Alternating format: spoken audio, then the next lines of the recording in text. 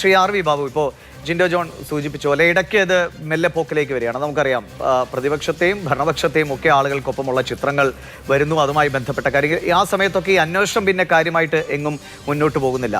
ഇപ്പോഴും ഇത് എന്താണ് സംഭവിക്കുന്നത്? രഹസ്യാത്മകമാണ്, അല്ലെങ്കിൽ കോടതിയുടെ കൃത്യമായ മേൽനോട്ടത്തിലാണ് നടക്കുന്നതെന്നൊക്കെ പറയുമ്പോഴും ഇപ്പോൾ ആളുകളും വിശ്വാസികളും ഇങ്ങനെ അന്തിച്ചു നിൽക്കുക തന്നെയാണ്. എന്താണ് സംഭവിക്കുന്നത്? ഇത്രയും പേർ തന്ത്രി അടക്കം, ഏറ്റവും ആദരവോടുകൂടി വിശ്വാസികൾ കണ്ടിരുന്ന തന്ത്രി അടക്കം പോയപ്പോഴും ആരും പ്രതിഷേധിക്കാൻ പോയില്ല. സത്യം തെളിയണം, അയ്യപ്പന്റെ സ്വർണം കട്ടവരാര്, അതാരായാലും നിയമത്തിന് മുന്നിൽ വരണമെന്ന് തന്നെയായിരുന്നു എല്ലാവരുടെയും നിലപാട്. പക്ഷേ അവിടെ നിന്ന് ഇങ്ങോട്ട് കാര്യങ്ങൾ മാറി മറിയുകയാണ്. ഇത് എന്തിനുള്ള ഒരുക്കമായിട്ടാണ് നിങ്ങൾ കണക്കാക്കുന്നത്?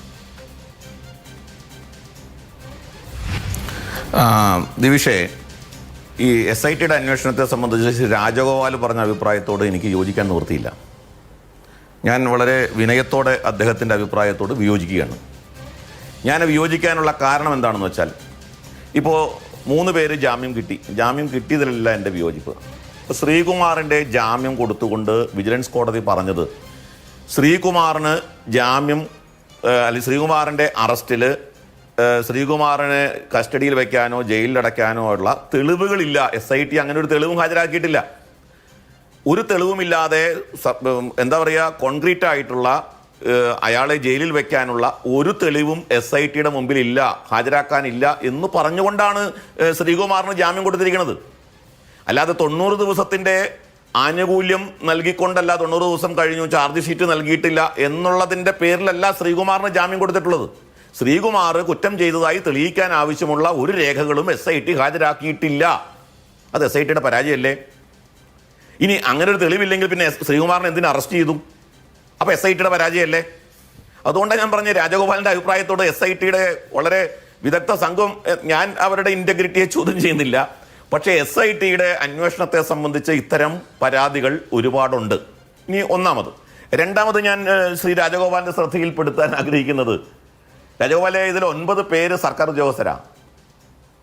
ഈ കുറ്റവാളികളിൽ 9 പേര് സർക്കാർ ഉദ്യോഗസ്ഥരാണ്. അവരെ പ്രോസിക്യൂട്ട് ചെയ്യാൻ, അവർക്കെതിരെ ചാർജ് ഷീറ്റ് കൊടുക്കാൻ സർക്കാരിൻ്റെ അനുവാദം വേണം. സർക്കാരിൻ്റെ അനുവാദം നാളിതുവരെ ചോദിച്ചിട്ടില്ല SIT. ഇനി ചോദിച്ചാൽ തന്നെ ഈ 90 ദിവസം കഴിഞ്ഞിട്ട് മാത്രമേ അതിൻ്റെ നടപടിക്രമങ്ങൾ പൂർത്തിയാക്കി സർക്കാരിന് അനുവാദം കൊടുക്കാൻ പറ്റൂ. കാരണം ഒരു 2 ആഴ്ച 3 ആഴ്ചയെങ്കിലും സമയം പിടിക്കാതെ സർക്കാരിന് ആ പ്രൊസീജിയർ പൂർത്തിയാക്കി അനുവാദം കൊടുക്കാൻ പറ്റില്ല. അപ്പോൾ എന്ത് സംഭവിക്കും? സ്വാഭാവികമായും അവർക്ക് ജാമ്യം കിട്ടും. അപ്പോൾ ഇവർ ജാമ്യം കിട്ടി പുറത്തു വരണം. ഇവർ 90 ദിവസം പൂർത്തിയാക്കി സ്വാഭാവികമായി ജാമ്യം കിട്ടി പുറത്തു വരട്ടെ എന്ന് ഞാൻ ഈ ഒരു വിദണ്ഡവാദമൊന്നും ഉന്നയിക്കാൻ തയ്യാറല്ല കേട്ടോ. എനിക്കറിയാം ജാമ്യം കിട്ടിയത് കൊണ്ട് ഇവർ കുറ്റവാളിയല്ലാതെ ആവുമെന്ന് പോകുന്നില്ല. നിയമത്തെക്കുറിച്ചുള്ള സാമാന്യ ജ്ഞാനമൊക്കെ എനിക്കുണ്ട്.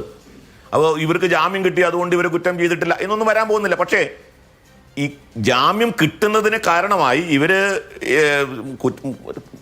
ട്രയൽ പൂർത്തിയാകുന്നത് വരെ ജയിലിൽ കിടക്കേണ്ടവരാണ് എന്നുള്ള ഒരു ആഗ്രഹം SITക്ക് ഉള്ളതായിട്ട് തോന്നുന്നില്ല. അതുകൊണ്ട് SIT എന്ത് ചെയ്യുന്നു? സർക്കാരിന് ഈ തരത്തിലുള്ള ഒരു അനുവാദം ചോദിച്ചുകൊണ്ടുള്ള കത്ത് പോലും കൊടുക്കുന്നില്ല. ഈ 9 പേർക്ക് ജാമ്യം എതിരായിട്ടുള്ള കുറ്റപത്രം കൊടുക്കുന്നതിനെ സംബന്ധിച്ച് അനുവാദം ചോദിച്ചുകൊണ്ടൊരു കത്ത് പോലും കൊടുക്കുന്നില്ല. ഇത് രണ്ടാമത്തെ കാര്യം. ഇനി മൂന്നാമത്തെ കാര്യം എന്താണ്? SIT തന്നെ പറയുന്നു, അതായത് 2025 ഈ പറയുന്ന സ്വർണം പാളികൾ കൊടുത്തുവിട്ടതിൽ ദുരൂഹതയുണ്ട് SIT പറയുകയാണ്. അതിനകത്ത് പറയുന്നത് എന്താണ്? 2019 കൊള്ളയിലുണ്ടായിരുന്ന അതേ സംഘം, ആരൊക്കെ? ഉണ്ണികൃഷ്ണൻ പോറ്റി, പങ്കജ് ഭണ്ഡാരി, സ്മാർട്ട് ക്രിയേഷൻസിന്റെ മൂന്നാമത് ഗോവർദ്ധൻ, ഈ 3 പേരും അവരാണ് 2025 കൊണ്ടുപോകുന്നത്. ഈ 2025 ഇവർ കൊണ്ടുപോകുമ്പോൾ തിരുവല്ല ശ്രീവല്ലഭ ക്ഷേത്രത്തിന്റെ കൊടിമരം നന്നാക്കുന്നതുമായി ബന്ധപ്പെട്ട് ഈ ഇപ്പോഴത്തെ തിരുവാഭരണം കമ്മീഷണർ ഈ സ്മാർട്ട് ക്രിയേഷൻസുമായി സംസാരിച്ചപ്പോൾ മനസ്സിലായത് എന്താണ്? ഇവർക്ക് അതിനുള്ള എക്സ്പെർട്ടീസും ഇല്ല, വൈദഗ്ധ്യം ഇല്ല എന്നാണ്. അപ്പോൾ വൈദഗ്ധ്യം ഇല്ല എന്ന് പറഞ്ഞ് റിപ്പോർട്ട് കൊടുത്തു തിരുവാഭരണം കമ്മീഷണർ. 8 ദിവസത്തിനുള്ളിൽ തിരിച്ചെഴുതി. എന്തിൻ്റെ പേരിൽ എഴുതി? ആരാണ് അങ്ങനെ എഴുതാൻ സ്വാധീനം ചെലുത്തിയത്? ഇന്നത്തെ ഭരണസമിതിയിൽപ്പെട്ട ആൾക്കാർ അതിനകത്ത് ഉത്തരവാദികളാണോ? അങ്ങനെയാണെങ്കിൽ അവരെന്തുകൊണ്ടാണ് അറസ്റ്റ് ചെയ്യാത്തത്? SITയുടെ പരാജയമല്ലേ അവിടെയൊക്കെ കാണിക്കുന്നത്? പ്രശാന്തിനെ 2 തവണയോ കൊണ്ടൊക്കെ ചോദ്യം ചെയ്തു. തിരുവാഭരണം കമ്മീഷണർ 8 ദിവസം കൊണ്ട് ഈ സ്മാർട്ട് ക്രിയേഷൻസിനെ കുറിച്ചുള്ള അഭിപ്രായം മാറ്റി എഴുതാനുള്ള കാരണം എന്താണ്? അദ്ദേഹത്തിന്റെ നേരിട്ടുള്ള അനുഭവത്തിൽ ഇവർക്ക് വൈദഗ്ധ്യമില്ലെന്ന് തെളിഞ്ഞിട്ടും അവരെ തന്നെ ഈ പണി ഏൽപ്പിക്കാനുള്ള കാരണം എന്താണ്? അപ്പോൾ അതിൽ SIT പരാജയപ്പെട്ടല്ലേ? അപ്പോൾ അതുകൊണ്ട് SITയുടെ ഈ അന്വേഷണത്തോടുള്ള ഞങ്ങളുടെ ആശങ്ക ഞാൻ വസ്തുതകളെ നിരത്തിക്കൊണ്ടാണ് പറഞ്ഞിട്ടുള്ളത്. വെറുതെ ആരോപണങ്ങളോ അല്ല ഒന്നുമല്ല. ഞാൻ 3 കാര്യങ്ങളെ അടിസ്ഥാനപ്പെടുത്തിയിട്ടാണ് പറഞ്ഞത്. ഇത് മാത്രമല്ല, ഇപ്പൊ നോക്കൂ, കൊടിമരം 2017 കൊടിമരം, ഈ കൊടിമരത്തെ സംബന്ധിച്ചിടത്തോളം അന്വേഷണം SIT നടത്തിയിട്ടുണ്ട്. അതിന്റെ അന്വേഷണത്തിന്റെ പുറകിലുണ്ട്. 2017 കൊടിമരം സ്ഥാപിക്കാനുള്ള കാരണം എന്താ? 2011 ഈ കൊടിമരത്തിന് പെയിന്റ് അടിച്ചു, സ്വർണ്ണ പെയിന്റ്. ആരടിച്ചു? അവിടുത്തെ 2 ഉദ്യോഗസ്ഥന്മാർ. ആ 2 ഉദ്യോഗസ്ഥന്മാർ പെയിന്റ് അടിച്ചത് അതിനെ സംബന്ധിച്ച് വിജിലൻസ് SP റിപ്പോർട്ട് സമർപ്പിച്ചു. ആ വിജിലൻസ് റിപ്പോർട്ട്, SP-യുടെ റിപ്പോർട്ടിൽ എന്താ പറഞ്ഞത്? ഈ 2 ഉദ്യോഗസ്ഥന്മാർ ദേവസ്വം ബോർഡ്, അന്നത്തെ Devaswom board president Govindan Nair, Devaswom board പ്രസിഡന്റോ ദേവസ്വം കമ്മീഷണറോ തന്ത്രിയോ അറിയാതാണ് ഈ സ്പ്രേ പെയിന്റ് അടിച്ചത്. സ്വർണ്ണ സ്പ്രേ പെയിന്റ് അടിക്കുകയാണ്.